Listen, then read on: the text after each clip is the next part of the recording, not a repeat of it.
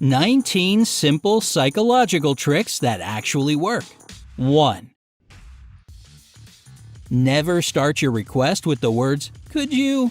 It can cause the other person to subconsciously assume that this is a theoretical question. For example, avoid questions like, "Could you call the neighbors?" Because the answer yes can mean, "Yes, I theoretically could, but I didn't agree to it."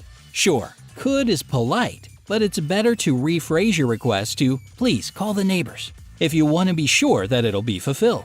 2. If you ever want to make someone feel uncomfortable, look at the middle of their forehead during the conversation. Most people say it makes them feel like they're under scrutiny, which, of course, doesn't exactly make a person relaxed. Not sure why you'd want to do this to others, but who knows, the situation may arise. 3. If someone you're talking to is trying to avoid answering a question, just make a pause in the conversation while still keeping eye contact. They'll feel uncomfortable and, thus, will keep talking. Chances are they'll give you more details about the issue you're interested in.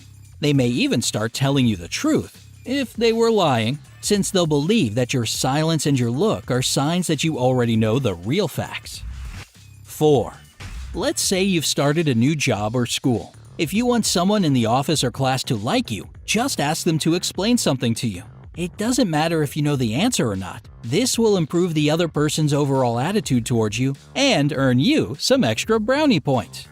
5. When asking a question that you want an affirmative answer to, try to nod subtly as you make your request. This trick is often used by restaurant employees to make guests buy more food, and it's pretty effective. 6. If a person is really concentrated on a task, let's say they're in the middle of a serious phone conversation, you can extend your hand to them and get anything they're holding at the moment. They might not even remember later on. The trick works the other way around too. You can give them something as you're talking to them and they won't even notice. Pretty helpful when you're cleaning up or moving to a new house. 7. If you want somebody to do something for you, casually say how they probably wouldn't even be able to do it. Most people will try really hard to prove someone wrong when it comes to doubting their capabilities. You can also make a small or unusual request before getting down to the main issue. In this case, you'll establish a connection with the person, so they probably won't have the heart to turn you down afterwards. 8. Just like with questions you need to get an affirmative answer to, start nodding just a little bit during a conversation. Interestingly enough, this will make the person you're talking to more attentive to your words, and they won't even realize why. 9. Here's a good one for negotiations. If you like a person's offer in general, but would like to get better conditions, prepare to be a little bit disappointed. This method can work like magic with a high price or a low salary. 10. As soon as your alarm clock goes off, sit up, make 2 fists, and yell, "Yeah!" as if you're a soccer player who's just scored a goal. It sounds bizarre, but it really does help you easily get out of bed feeling refreshed. Just try it for yourself and let us know down in the comments if it worked for you. 11. If you're always worried whether or not you locked the door or turned your iron off, just say some absolutely absurd phrase when you're doing these things. The phrase could be different every single day. For example, you say "green rabbit" and turn the iron off, or "oppressive crab" and lock the door. The next time you start doubting whether or not you did something, you'll remember saying this weird phrase, and it'll calm you down. 12. If a person tries to pull you into an argument or some kind of drama, say something nice to them.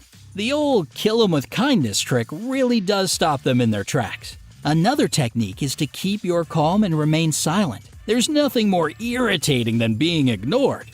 However, if you're trying to avoid an argument with your friend or partner, try to put yourself in their shoes. This can help you understand if there's some point in their objections that you're missing. 13.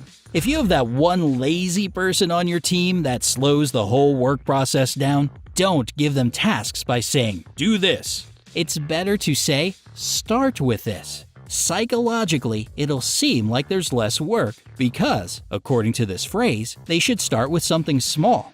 After they've done the first task, use the words, "Very good. Now, continue with this," until they end up finishing what you wanted them to do in the first place. 14. If you have to speak in public, don't forget to take a bottle of water with you. First of all, you'll need it since your nerves will make your mouth feel like the Sahara Desert. Plus, you can take a pause to sip some water in order to remember a part of your speech that slipped your mind. The audience will never know. And if you feel too anxious to speak in front of a large crowd, admit this fact to the audience right away. It lightens the mood, calms your nerves, and it makes your listeners feel more sympathetic since most of them can probably relate. 15. If someone is staring at you in the subway, happens all too often, right? Just look at their shoes. Don't give up. Keep gazing. It'll drive them crazy. 16.